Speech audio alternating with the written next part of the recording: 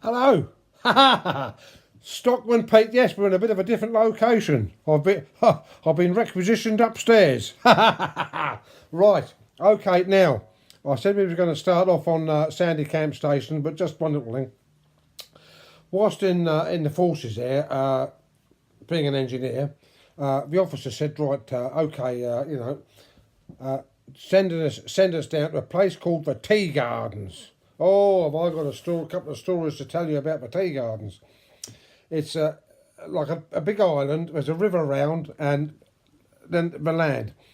So anyway, two stories about it. We went down there, me and my old mate Stoner, and we got down there with a lorry. We've got a and load about 4 ton of sand up in it to take back so they could do the sandbags. Well, as luck would have it, we got down there was a digger on the beach, and we couldn't believe it. Now these places are vast places, empty. Loaded it up, and as we turned to drive it out, we thought we'll have a stop on the way back and a bit of a snooze or something, a bit of a rest stop, because we've done this in record-breaking time. The mayor of a local town called the Tea Gardens, he says, oh, stopped us. He says, there was 4 of us, by the way. He said, look, he said, it's Remembrance Sunday today. We said, oh, yeah, well, okay, fair enough, and all this, that. He said, any chance you could do a little march through the town? So we've never had real soldiers with real rifles and God knows what doing anything like that for the RSL here. It's never, I said, it's highly illegal. I said, we can't do it. I said, we get shot at dawn. He said, he said, there's a few drinks in it for you. I said, well, only for once. Anyway, so then we ended up marching through the Tea Gardens. So I said, we might as well be hung for a sheep as a lamb. I said, we're given 3 volleys of rounds. So we held up, boom, I gave 3 volleys. They absolutely loved it, because we had live ammunition on us, so we gave them three blooming volleys. Absolutely loved it. Into the RSL, all 3 drinks, God knows what. Went back with the lorry loaded up. That had been loaded by the digger, and the officer come out, looked at it all, and we all got a recommendation for working so hard. So that wasn't a bad day. So right, I don't know whether to tell you the other little story about the tea. I might as well just tell you this other little story about the Tea Gardens whilst we're onto it, in case I forget things. As you know, it's off the top of my head. Well, after I'd come out of the forces and done all my bush work, which is a couple of years later on, I know I'm jumping a bit now, but we're in the same place here.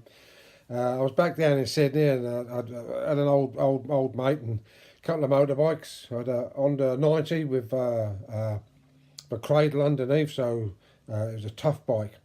And the reason I didn't get a bigger bike was that Honda 90, you could lift through the bush or lift over an object. Anything a bit bigger, like a 175, it was too heavy to lift. And we used to go hundreds of miles right out in the bush. Fantastic, Anyway, so I said, let's shoot up to the Tea Gardens. I said, I remember it when I was in the army. I said, nice little place, and have a look. So up we went.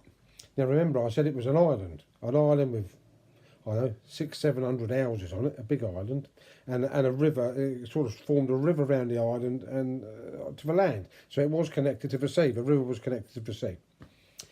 So we parked up, and we drove across the bridge to the actual island. And I said to Jeff, I said, I'll tell you what, I said, I'm going to swim back.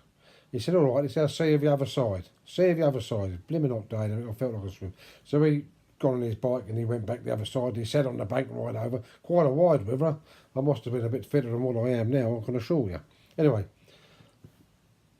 in I went. Not a care in the world. Started swimming back. And I'm about halfway across, and Jeff is on the bank, screaming his head off, waving and screaming, waving a shirt, God knows what. So I happens to look up, and he's pointing up the river, and down the river is 2 blimmin' great big grey fins in the water. I thought, oh my God. But it sort of hit me. This river's connected to the sea. There's a pair of sharks here. I'm in real big trouble. And he said, I've never seen anything like it. He said, I've never seen anyone swim on top of the water. He said, you'd have won an Olympic gold. He said, you were going that fast. He said, you're on top of the water. Of course, but I'm in their territory. And these 2 huge, great big grey fins came hurtling at us. And they was outpaid. Of course they were, and I was absolutely in desperation stakes, and they got fairly close to us, and they went bloom under the water, and I thought, this is it. They're coming up now for the kill. Bang! And I was absolutely going flat out. Anyway, about 20 yards, 20 feet in front of us, bang! They broke the surface. Up they come. They were two great big male dolphins, too old for the pod.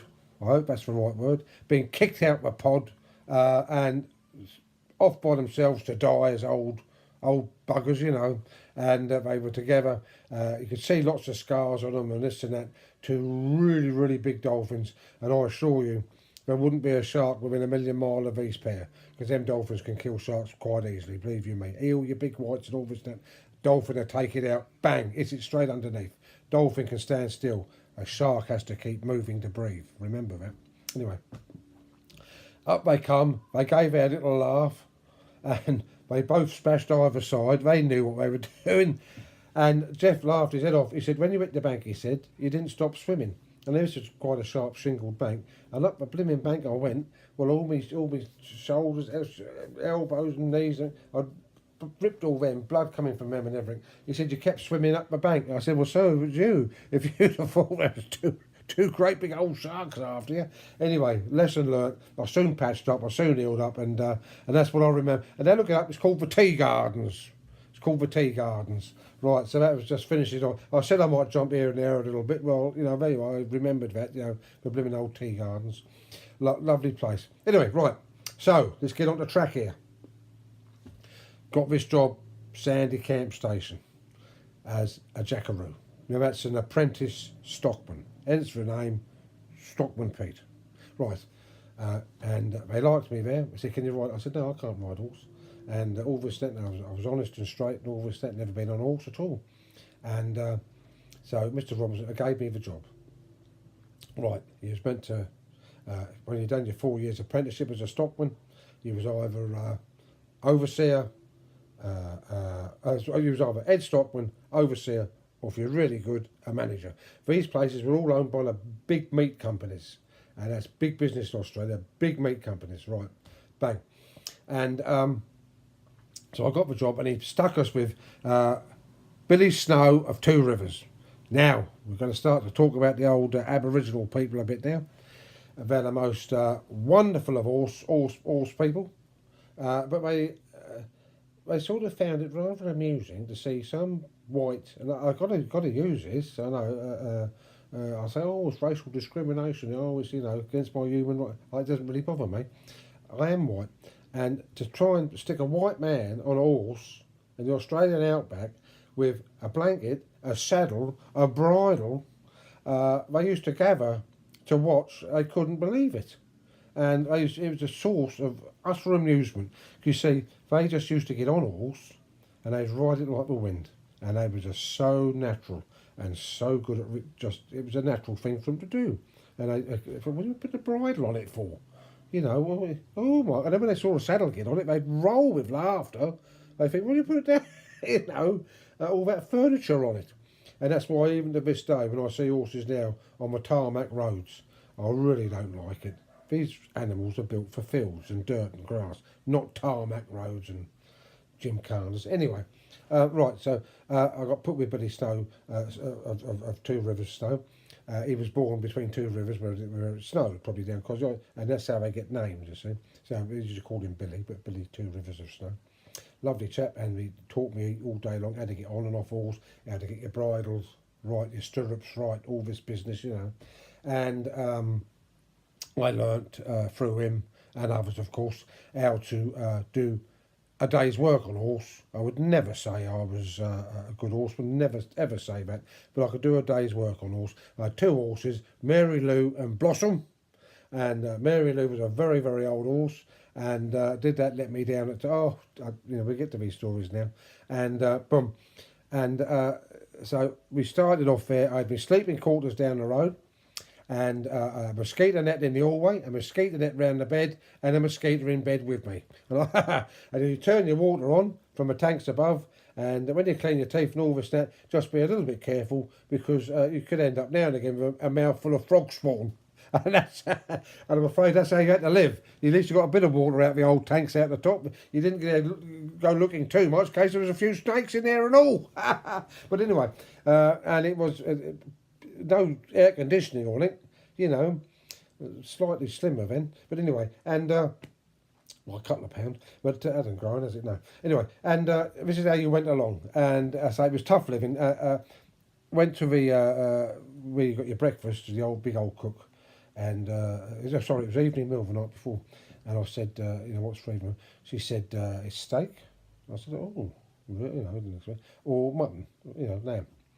I said, oh, rightio. I said, and I said, I had a steak, and she said, how big? I said, that big, you know, a bit of a greedy boy, and I couldn't eat it all. Well, that was all right. I got it again for breakfast, you know.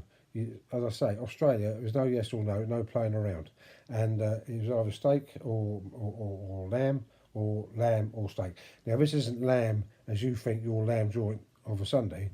This is lamb that's been hung outside, flies cleaned off, brushed down, and it's rather hard. But you were getting something to eat. Luckily, there was always a cup of char, you know, so you're all right there. And we started life as a jackaroo. And that's where we'll leave it this week, and we'll carry on next week. And remember, subscribe, and next week we carry on a few more stories, the old goanna lizards, and a lot more to do with the Aboriginals, the shearing sheds, all wonderful places. You know, there's been some wonderful places. And I'm not going to read the poem out to you because it goes on a bit too